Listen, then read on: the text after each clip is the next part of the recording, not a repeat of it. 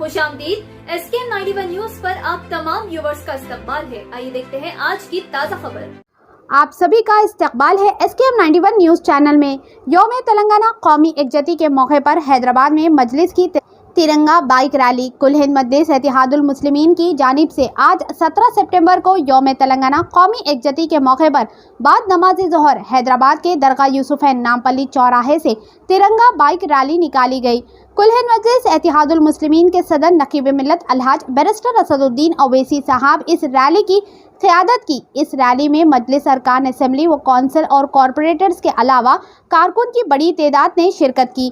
तिरंगा रैली नामपल्ली चौराहा, बाजार घाट, विजयनगर कॉलोनी चौराहे से ईदगाह बिलाली, हॉकी ग्राउंड, मसहब टैंक पहुंचकर जलसे में तब्दील हो गए। बैरिस्टर असदुद्दीन ओवैसी MP व सदर मजलिस यौम कौमी एकजती के मौके पर तिरंगा लहराया और जलसाए आम से खिताब किया। इस मौके पर मजलिस अरकान जनाब सैयद अहमद पाशा खादरी, जनाब मुमताज़ अहमद खान, जनाब मोहम्मद मौज़म खान, जनाब अहमद बिन अब्दुल्ला बलाला साहब, जनाब जाफ़र हुसैन मेराज साहब, जनाब कौसर मोहिउद्दीन साहब, जनाब मिर्ज़ा रियाजुल हसन अफंदी, जनाब मिर्ज़ा रहमत बेग खादरी के अलावा जनाब मोहम्मद माजिद हुसैन साबिक़ मेयर और दीगर भी मौजूद थे। क़बलास तमाम अरकान असम्बली व कौंसिल, कॉरपोरेटर्स और मेहबान मजलिस के हमरा अपने हलकों और इलाकों से तिरंगा रैलियों के जरिए दरगाह यूसुफैन नामपल्ली पहुँचे। नामपल्ली चौराहे से तमाम जुलूस मरकजी जुलूस में शामिल हो गए।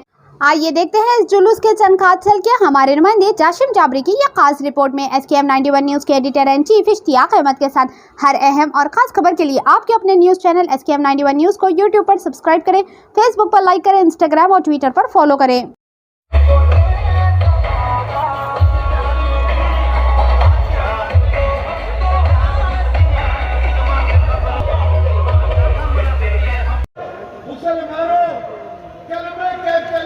मजलिस इत्तेहादुल मुस्लिमीन के शरीक मोतमर रुकन असेंबली,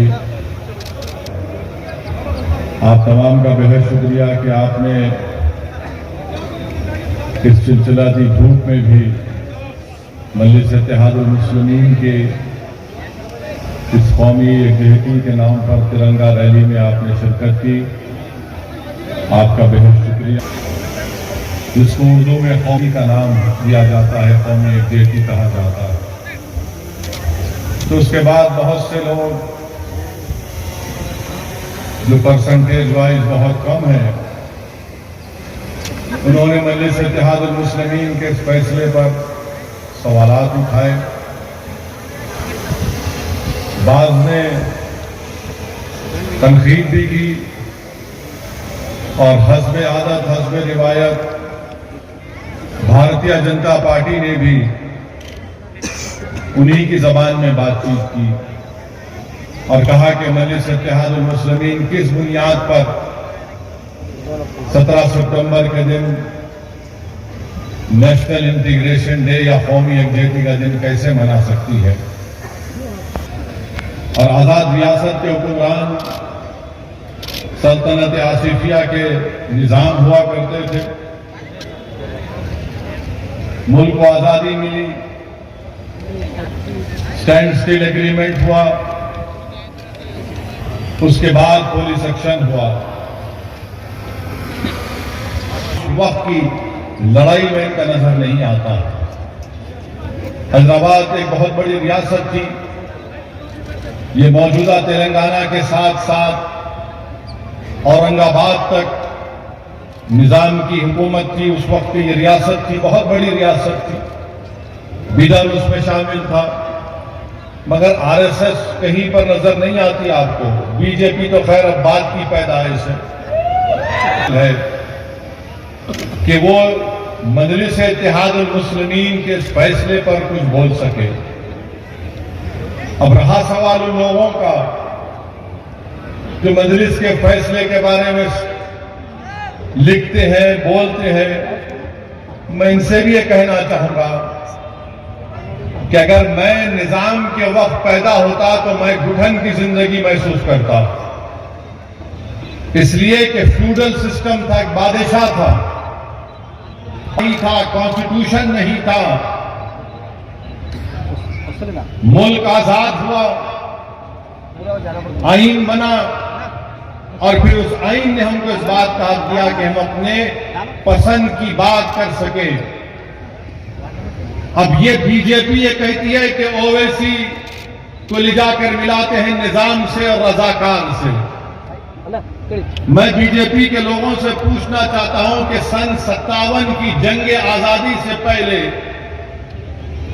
मक्का मस्जिद में मौलवी अलाउद्दीन रहमतुल्लाह अलैह ने मक्का मस्जिद में जुमे का खुतबा दिया, जुमे की नमाज पढ़ाई और अंग्रेज और निजाम की हुकूमत के खिलाफ मौजूदा मक्का मस्जिद से मौजूदा सुल्तान बाजार के पास जो वुमेन्स डिग्री कॉलेज है, मौलवी अलाउद्दीन ने तमाम मुसल्लियों को लेकर और मुसलमानों से कहा कि अंग्रेज और निजाम के खिलाफ मैं ऐलान जिहाद और बगावत का ऐलान करता हूं।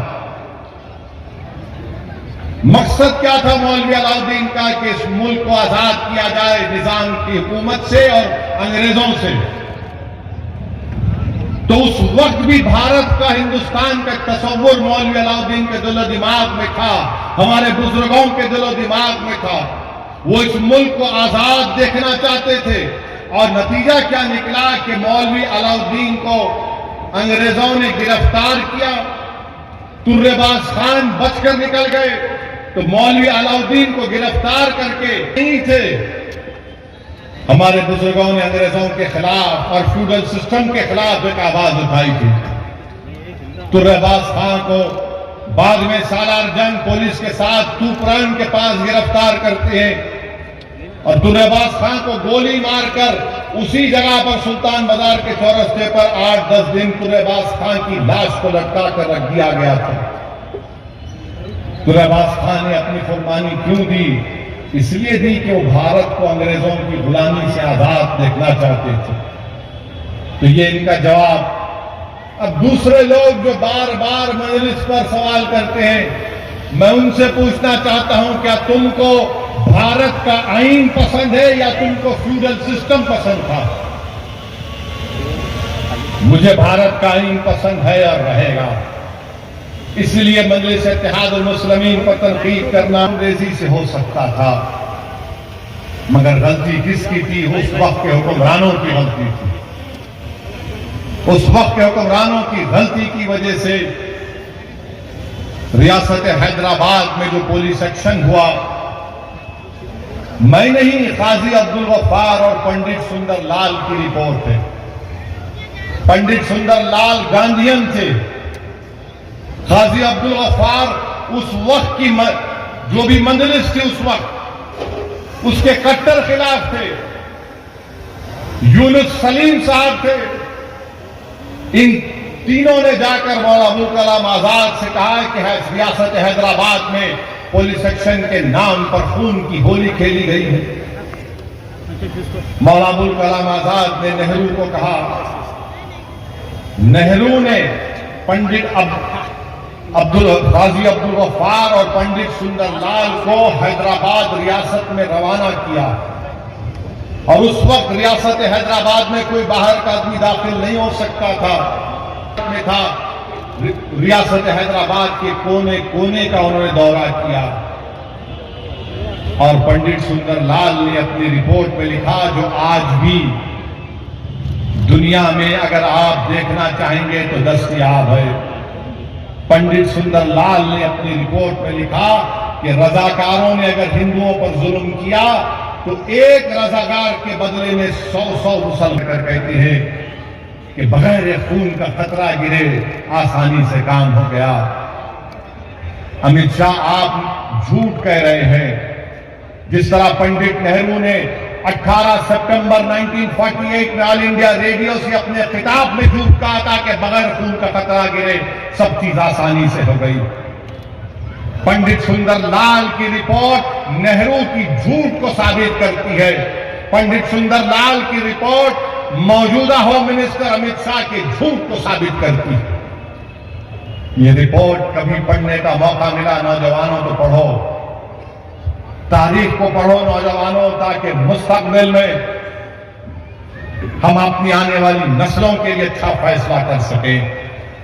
पंडित सुंदरलाल की रिपोर्ट है। अब पंडित सुंदरलाल की रिपोर्ट में ये मुस्लिम खवातीन को, जिनको घरों में अगयार लेकर चले गए थे, तो हमारे हिंदू भाई जाकर उन मुस्लिम बहनों को, बीवियों को लेकर आकर उनके घरों को रवाना किए। तो पंडित सुंदरलाल की रिपोर्ट को इस तरह भी पढ़ना पड़ेगा, देखना पड़ेगा। मेरे अजीज दोस्तों और बुजुर्गों, यकीनन सुंदरलाल की रिपोर्ट कहती है कि 20,000 से ज्यादा मुसलमानों का कत्लेआम हुआ था।